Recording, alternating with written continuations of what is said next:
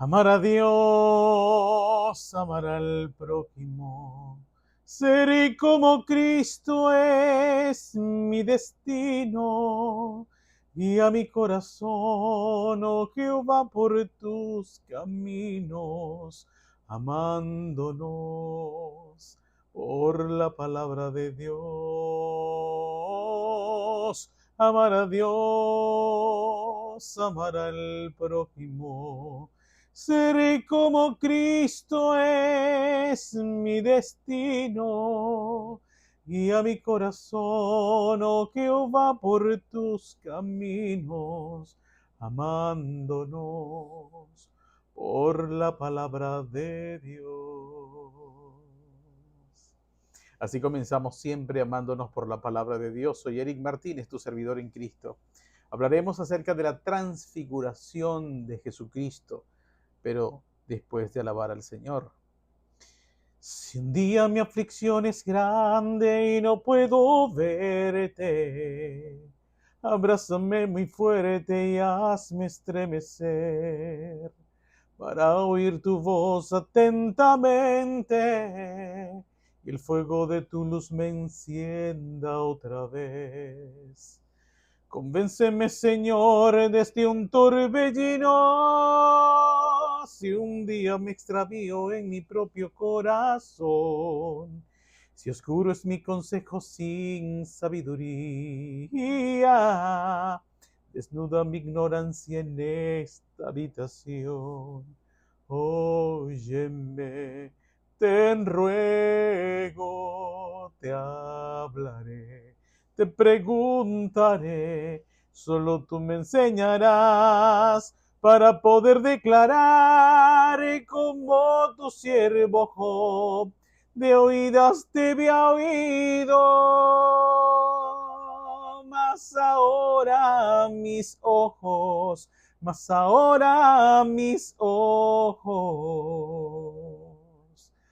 te ven, mas ahora mis ojos, mas ahora mis ojos te ven.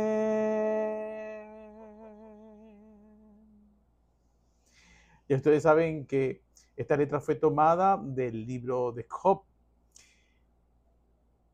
Confiad en mí, yo he vencido al mundo. A ver, el mundo a veces nos presenta muchísimos obstáculos. Uno de ellos, por ejemplo, uno de tantos, es esto del copyright, de los derechos de autor. Y a mí me gustaría compartir con ustedes cánticos, alabanzas de grupos o personas que son extraordinarias, alabanzas hermosas, pero el derecho de autor no me lo permite. Pero ya gracias a Dios, Cristo, que nos enseña a vencer al mundo, me estuvo regalando desde hace años cánticos para Él. Dios me da cánticos para que yo se lo devuelva. Así que por eso cada alabanza, cada cántico espiritual que yo les presento en estas enseñanzas tienen un certificado celestial, es propio para yo devolvérselo al Señor. Así que pueden, a diferencia del mundo, tomarlos, cantarlos, componerlos, arreglarlos, compartirlos. Yo no tengo ningún problema con eso. Porque ya lo que a mí me interesaba era que Dios certificara que cada cántico Él me lo había dado a mí y yo había hecho el trabajo de recrearme tanto en la letra como en la música que me dio. Así que las cuentas están claras entre Él y yo. De allí en adelante pueden hacer ustedes lo que quieran con esos cánticos. Bien, entonces vamos a la palabra. El tema de la transfiguración de Jesús que ocurrió en presencia de algunos de sus discípulos. ¿Qué nos quiere enseñar el Espíritu Santo por medio de su palabra, usando o manifestándose a través de este servidor? Bien, nos vamos a apoyar el día de hoy en el Evangelio según Mateo, pero también este tema lo encontramos en el Evangelio de Marcos y el Evangelio de Lucas. Sin embargo, hoy voy a limitarme a leer Mateo, pero en las reflexiones o en los comentarios voy a tomar argumentos que están en Marcos y están en Lucas acerca de la transfiguración. Leo la palabra para comenzar en el nombre de mi Señor Jesucristo. Todo lo que hagan, háganlo en el nombre de Jesús. capítulo 17 del Evangelio de Mateo. 6 días después, me detengo aquí, 6 días después de qué? Bueno, después de que Jesús le anunciara allá cerca de Cesarea de Filipo a sus discípulos que él iba a partir, él iba a morir y que por supuesto iba a resucitar. Y les decía, como por ejemplo en el verso 28 del capítulo 16, el último verso de este capítulo de Mateo, de este capítulo 16 de Mateo, dice así: de cierto os digo que hay algunos de los que están aquí que no gustarán la muerte hasta que hayan visto al Hijo del Hombre viniendo en su reino. Jesús en este verso le está anunciando a sus discípulos que algunos de ellos iban a estar vivos después que Cristo muriera, resucitara, entrara en gloria y viniera en su reino.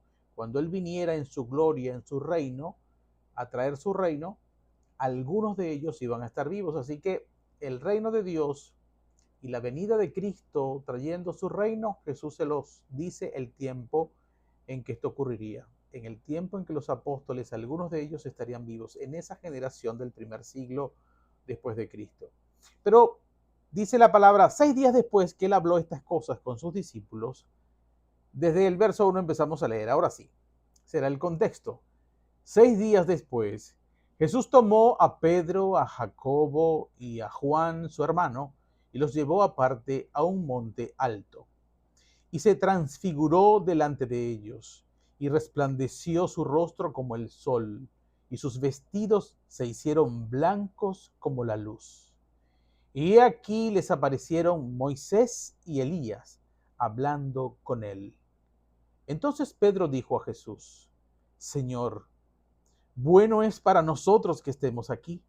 Si quieres, hagamos aquí 3 enramadas, una para ti, otra para Moisés y otra para Elías.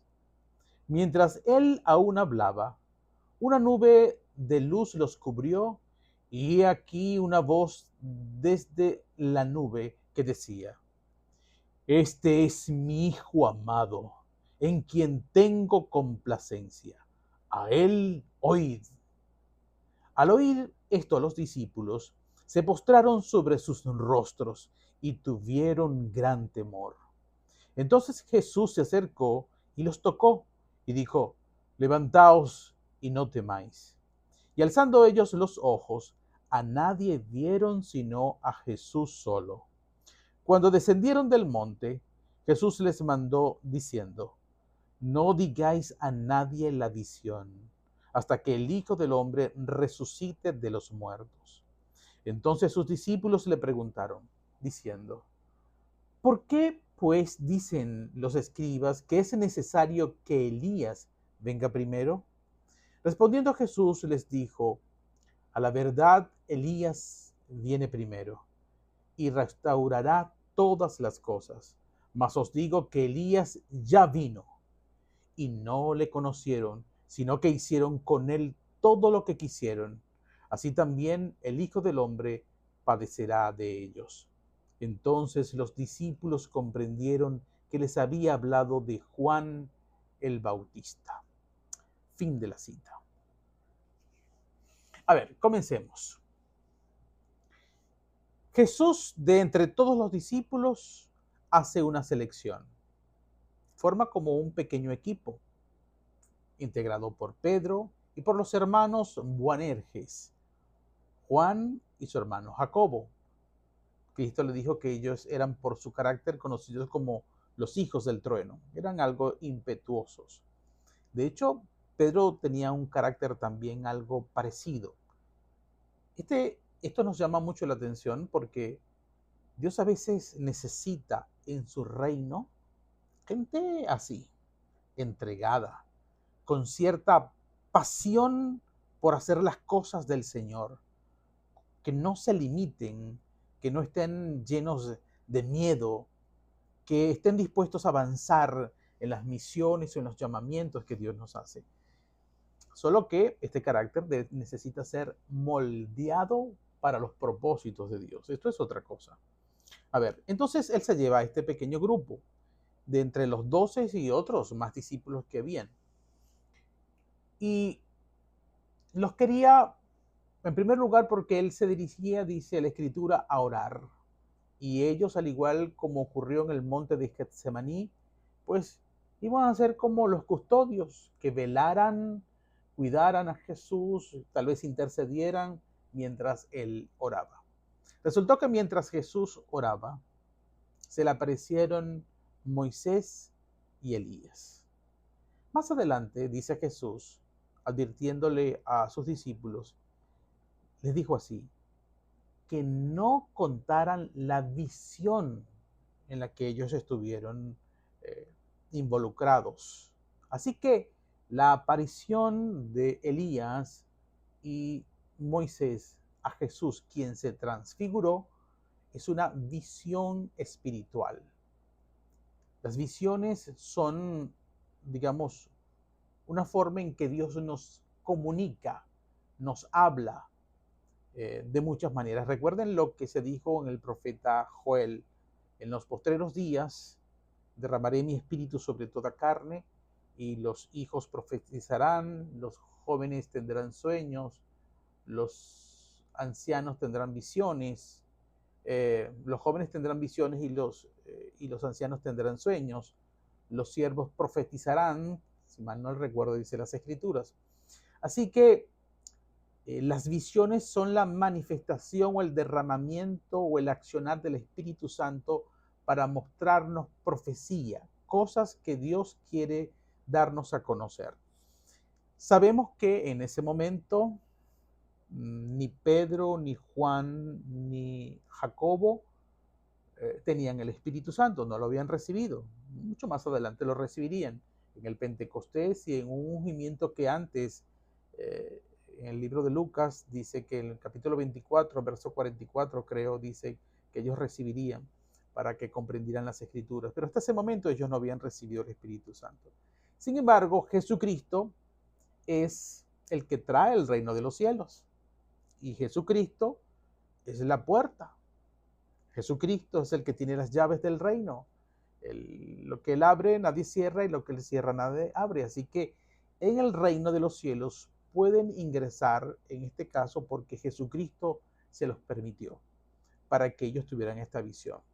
Cuando ustedes leen el libro de Lucas, dice que sobre este tema de la transfiguración, habla de que los discípulos estaban luchando con el sueño, tenían unas ganas grandes de dormir, pero lidiaban con este sueño para poder ver lo que estaba ocurriendo. Y saben, esto también nos enseña una cosa muy importante. Yo no sé si ustedes lo han experimentado, pero en ese lapso entre que uno pasa de despierto a quedarse dormido, hay como un intervalo allí en que la voluntad del alma no está totalmente despierta, pero tampoco estamos totalmente dormidos. Pero aquí ocurre algo en donde Dios le encanta muchísimo manifestarse en profecías, bien sea en sueños, en visiones. Eh, y es porque el alma en ese momento se está aquietando. El alma del hombre está constantemente sumida en preocupaciones, en pensamientos, en sentimientos presentes o los que vengan por los recuerdos que tenemos, que más nos llaman la atención, que más nos impactan. Entonces el alma está, los pensamientos del hombre, el corazón del hombre está en otro asunto. Y Dios, cuando un alma está así distraída, difícilmente puede traer profecía a tu vida, revelación o visiones o sueños o palabra profética. Entonces, por eso este momento es ideal, porque el alma se está como aquietando, aunque la conciencia espiritual está todavía despierta. Y entonces es como que si Dios dijera, ay, por fin esté aquieto esa alma distraída, y ahora que está más relajado espiritualmente, ahora sí puedo hablarle de la manera que Dios quiere hablarle. Entonces así pasó, estos estaban como durmiéndose y luchando, y Jesucristo aprovechó esta circunstancia para mostrarles esta visión donde él interactúa transfigurado con Elías y con Moisés. Esta transfiguración de Cristo es la manifestación de su apariencia, la de su gloria, la que él siempre ha tenido. antes de encarnarse como Jesús de Nazaret y que había tenido durante la eternidad y la gloria que él, un día después de su muerte y resurrección, lograría nuevamente recuperar, es decir, en espíritu. ¿Por qué estos discípulos entonces pudieron verlo? Porque era una visión.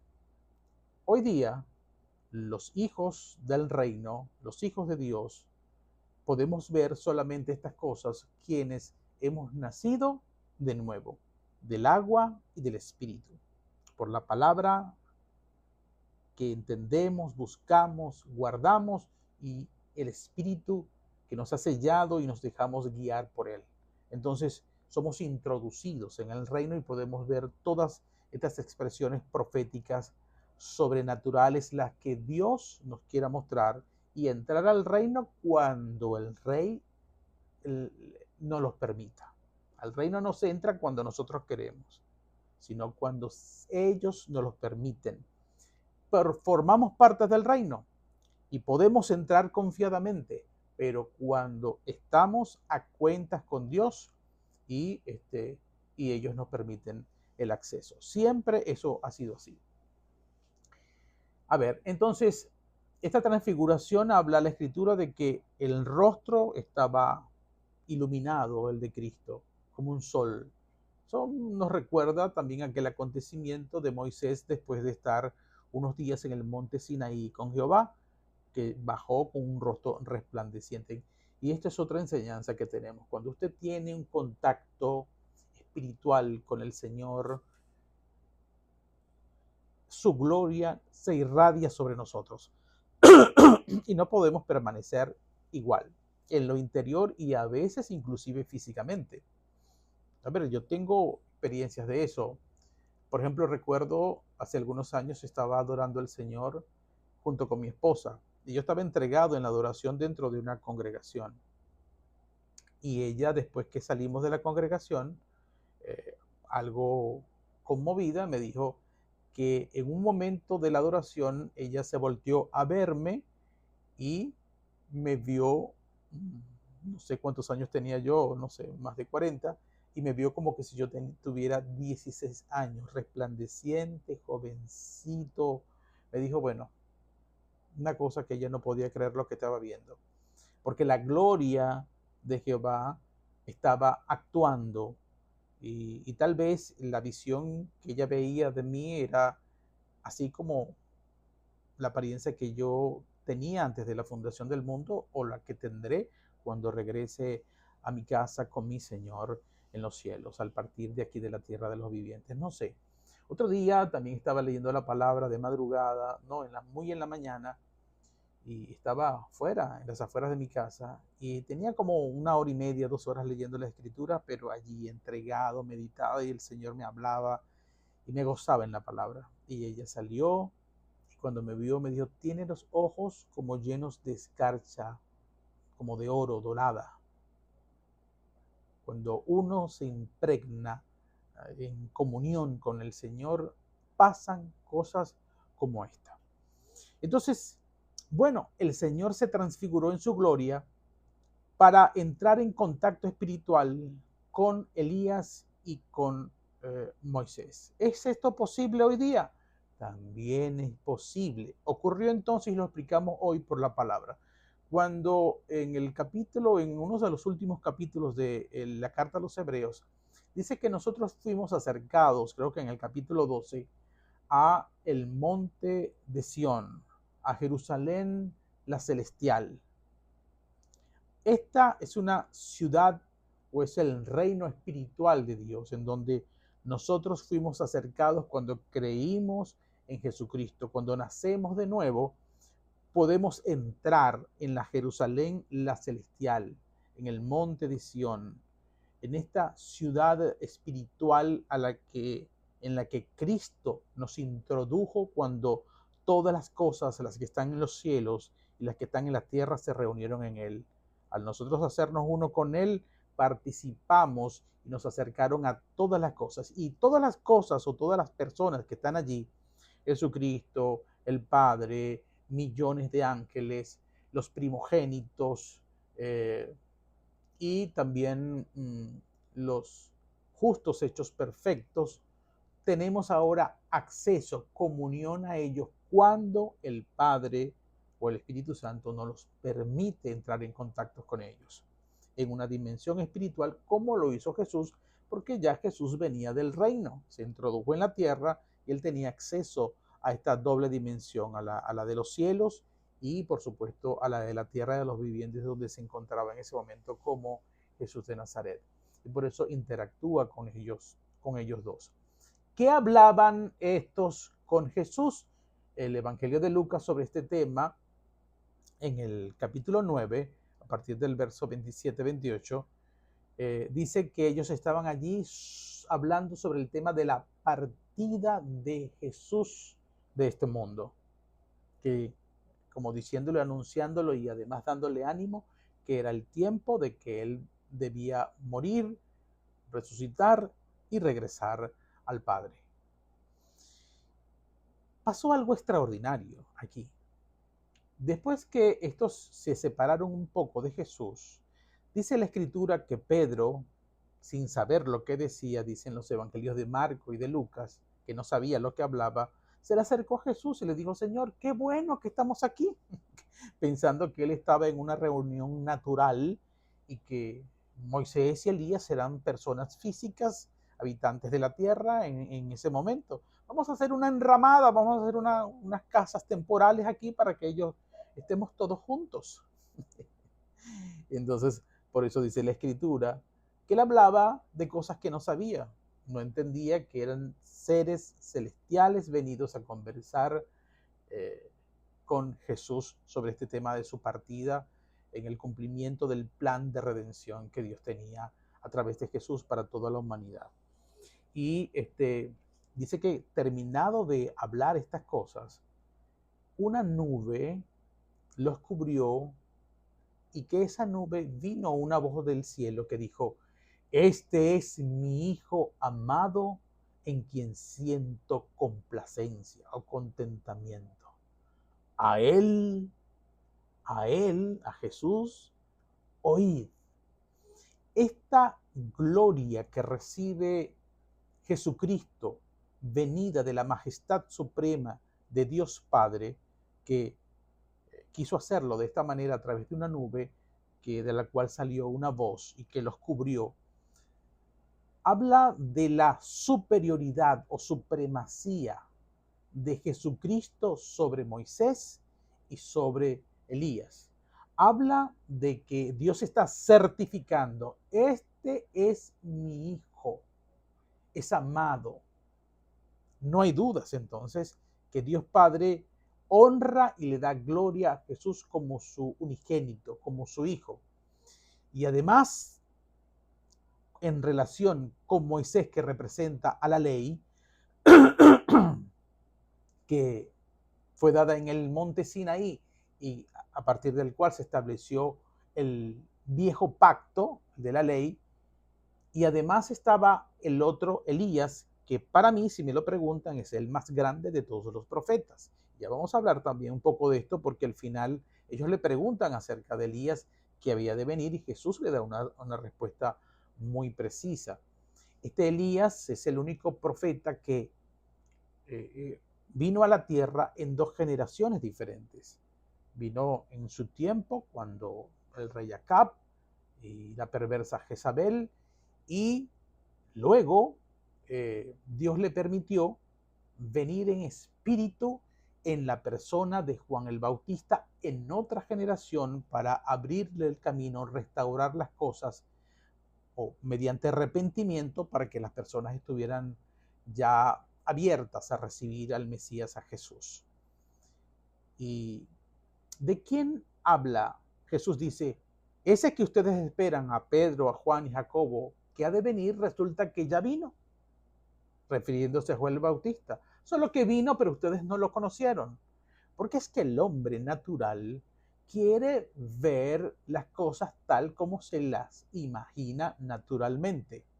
El hombre carnal, el hombre natural, tiene una mentalidad cuadrada que se imagina que las cosas deben ocurrir exactamente como ellos se lo imaginan. Pero resulta que los pensamientos del hombre no son los pensamientos de Dios, los de Dios son más altos y sus caminos son totalmente distintos. Por eso vino en la persona de Juan el Bautista y nadie se imaginó que ese era el Elías prometido por los profetas.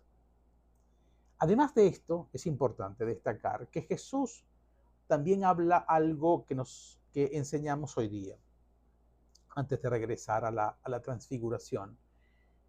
Y es que, ¿quién es ese Elías? ¿Quién es ese Juan el Bautista? Que caminaba en el espíritu de Elías. Se vestía inclusive igual, con piel de camello, comía miel, langosta, vivía en el desierto. Dice, ¿eres un profeta? Dice Jesús, más que profeta. Elías era más que profeta. Ustedes saben que un profeta en el tiempo de Jesús era una cosa extraordinaria. Eran los seres o las personas que tenían más cercanía y autoridad espiritual por su cercanía con Dios, porque oían a Dios, bajaban y soltaban las palabras de Dios. Y él dice, es más que un profeta, santo Dios. Y dice, pero de hijo de mujer no ha nacido uno más grande que Juan el Bautista, que caminaba en el espíritu de Elías. Juan el Bautista más que un profeta. Pero luego dice, en el reino de los cielos, el más pequeño que entra en el reino de los cielos, yo no sé tú, pero yo estoy en el reino de los cielos. Yo entré en el reino de los cielos que trajo Jesús hace más de 2000 años. Dice, el más pequeño en el reino de los cielos es más grande que Juan el Bautista. ¡Wow! ¿Cómo es posible? El más pequeño que ha entrado en el reino de los cielos, que ha entrado en la gracia, que ha nacido de nuevo por tener su fe puesta en Cristo Jesús, somos más grandes que Juan el Bautista. Y Juan el Bautista era más que un profeta. ¿Qué significa esto? Que ahora resulta, con el entendimiento de la palabra, absurdo o risible la idea de que la figura de un profeta hoy día tenga una relevancia máxima como algunos hombres pretenden establecer o darse ellos mismos como títulos. Porque el más pequeño en el reino de los cielos, que ya está aquí operando, es más grande, es más que un profeta, porque son más grandes que Juan el Bautista, que era más que profeta.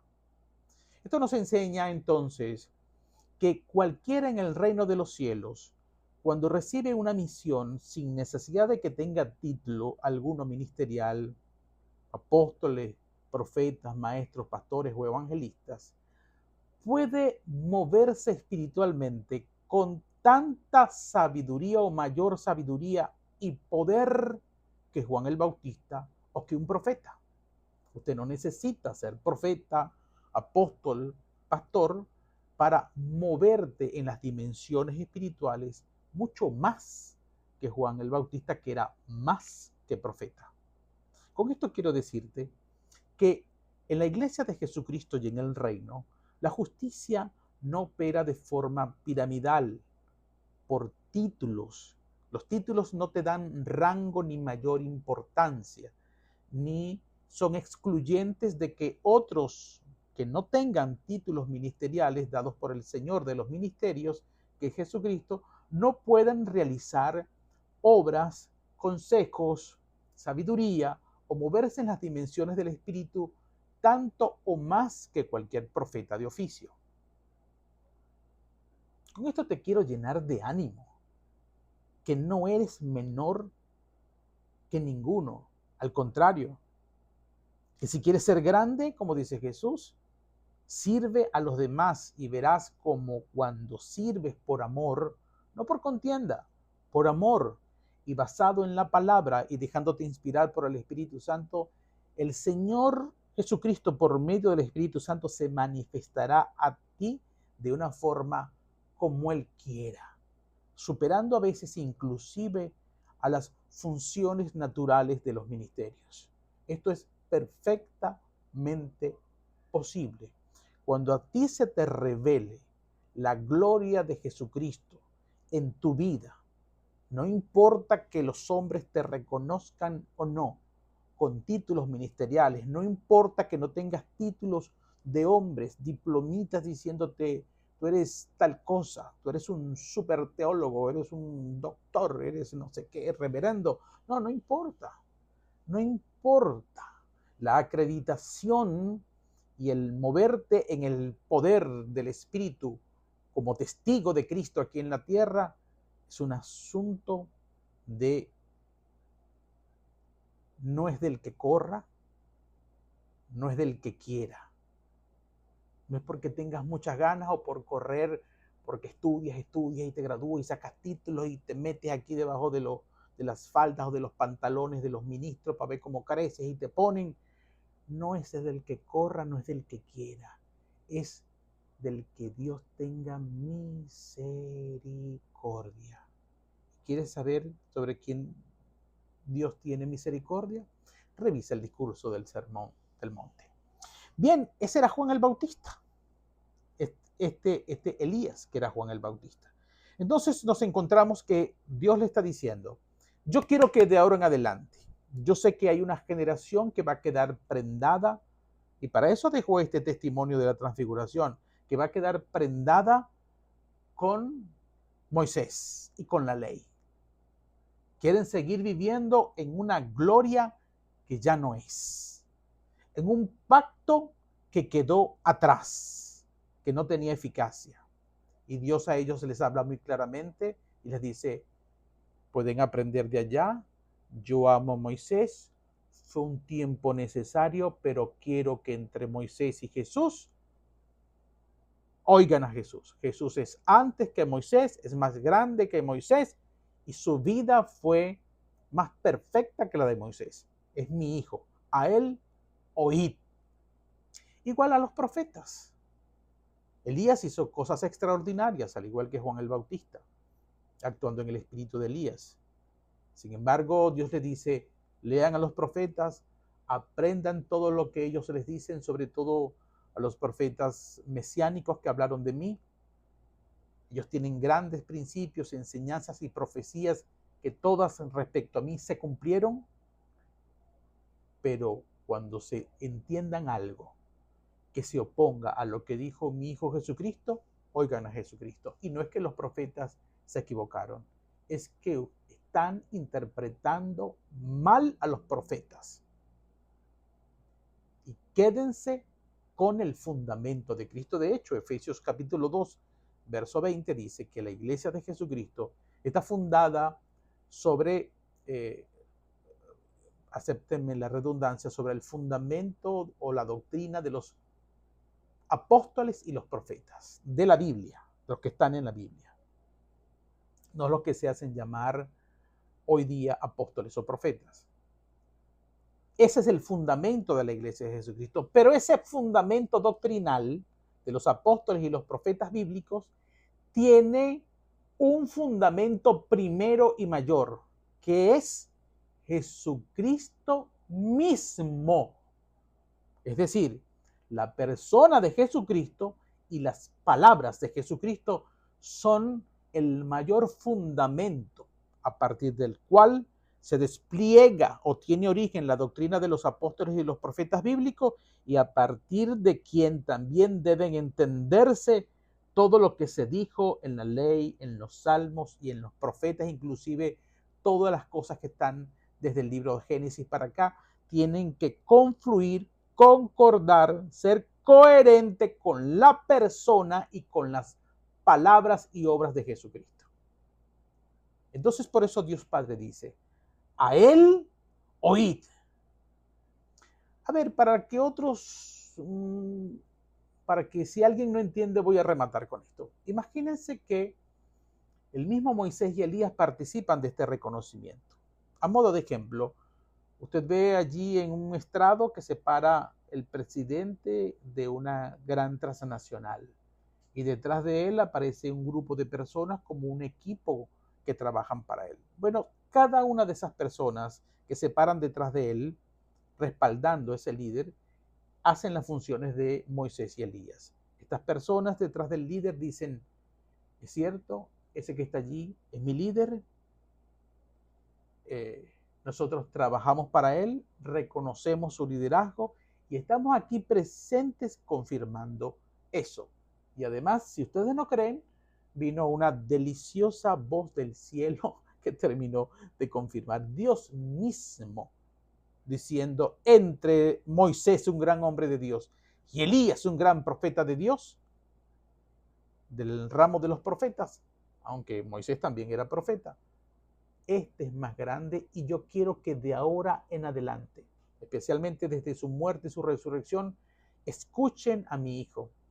Es que Cristo además lo dice de muchas maneras. Lo dijo el Padre, lo dijo el mismo Cristo. Permanezcan en mí, en mis palabras. El que come de mi carne, el que bebe de mi sangre, es Cristo, donde usted debe recurrir permanentemente para tener la vida, la salvación y la vida eterna. Así que aquellos que se recrean mucho en Pablo, aquellos que se apoyan mucho en doctrinas de hombres, por aquí y por allá, y no advierten y no aterrizan en el fundamento de Cristo para poder entender a los apóstoles y a los profetas, pues están muy equivocados, porque con esa actitud de escuchar mucho y hablar mucho de otro que no sea Cristo, están silenciando la orden del Padre diciendo, a Él oíd, y Él es el fundamento de mi iglesia. La transfiguración de Jesucristo, necesaria y reconocida, inclusive por Pedro, en el capítulo 1 de la segunda carta de la epístola, segunda carta de Pedro, mira lo que dice. A partir, capítulo 1, verso 16, vamos a seguir leyendo la palabra. Porque no os hemos dado a conocer el poder y la venida de nuestro Señor Jesucristo siguiendo fábulas artificiosas, sino como habiendo visto con nuestros propios ojos su majestad. Esta transfiguración era la presentación majestuosa y gloriosa de Cristo. Pues cuando Él recibió de Dios Padre honra y gloria, le fue enviada desde la magnífica gloria una voz que decía, este es mi Hijo amado, en el cual tengo complacencia. De hecho, esta palabra profética ya se había anunciado en el libro de Isaías, creo que en el capítulo 42, que habla donde Dios dice, mi siervo en quien tengo complacencia. Él traerá la justicia a las naciones. Estoy parafraseando. Dice en el 18, y nosotros oímos esta voz, dice Pedro. Nosotros oímos esa voz, además que les acabo de decir que él vio en visión esto. Y nosotros oímos esta voz enviada del cielo cuando estábamos con él en el monte santo. Este monte santo, la Biblia no expresa cuál es su nombre.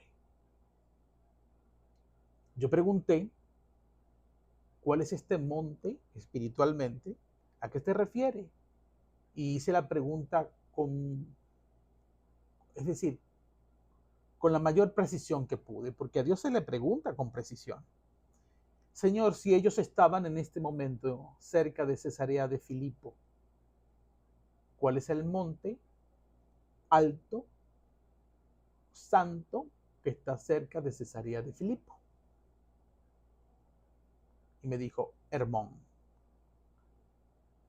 Entonces, espiritualmente, este servidor se le ha dicho que es el monte Hermón. Otros dirán que es otro monte, como por ejemplo Tabor, que es un monte mucho más pequeño. Pero es lo que yo les puedo decir. Si quieren, hablen con su padre, Pregúntenle al Espíritu Santo y Él les dirá. Ahora, esto es una mera referencia, porque la enseñanza es esta. En realidad, el lugar de este monte no es lo más importante de esta enseñanza. Porque quiero enseñarles una cosa. El lugar no es siempre lo determinante para Dios, sino el tiempo. Es decir, Dios ejecuta sus obras, da su palabra profética, hace las enseñanzas, hace lo que tenga que hacer en atención al cumplimiento, cuando es el tiempo dentro de su planificación que tiene establecida desde la eternidad. Donde agarren el lugar y las personas que sean, allí va él a ejecutar sus cosas. Así que el lugar no es importante porque ningún monte le da gloria a Cristo. Es el Padre que le da gloria a Cristo, no importa dónde se encuentre. Es el cielo que permite que Moisés y Elías lleguen en el lugar que Dios disponga. Así que lo trascendente de este acontecimiento no es el lugar, sino la orden dada por Dios celestialmente para que ocurran cosas cuando es el tiempo profético. Así que no se revienten la cabeza acerca del lugar. ¿Qué otra cosa tenemos que decir? Aparecieron Moisés y Elías. Yo creo que ya estamos redondeando con las cosas que el Espíritu quería enseñarles en este día maravilloso. Ya hablamos de Juan, ya hablamos de Elías. Listo, Espíritu Santo. Listo, suficiente por hoy. Gracias, mi Señor. Gracias, mi Señor. Tal vez hay más, pero ahora eres tú que agarres tu canoa, tu embarcación, tu remo, póngase con la palabra y hable con el Espíritu Santo y empiece a indagar. Primero a corroborar lo que yo le enseñé, o no. Y luego a buscar más. Si tienes más dudas, más preguntas. Pero habla con Dios, es el que te enseña. Primero con Él. Ese es el temor de Jehová. Primero Dios. Pero si tú quieres saber algo y vas primero a la literatura y no hablas con tu Padre, que es una persona que está viva, no hablas con el Espíritu Santo, que es una persona activa y más cerca de lo que tú te imaginas, si no hablas con Cristo que vive, como muchos dicen, Cristo vive, pero lo tratan como que si estuviera muerto o como que si estuviera demasiado lejos de nosotros. El temor de Jehová es buscarlo a Él primero y Él te dará la respuesta o te guiará al lugar preciso o a las personas indicadas. Si Dios quiere, viviremos y nos seguiremos amando por la palabra de Dios. Dios te bendiga y Dios te guarde siempre, mis amados.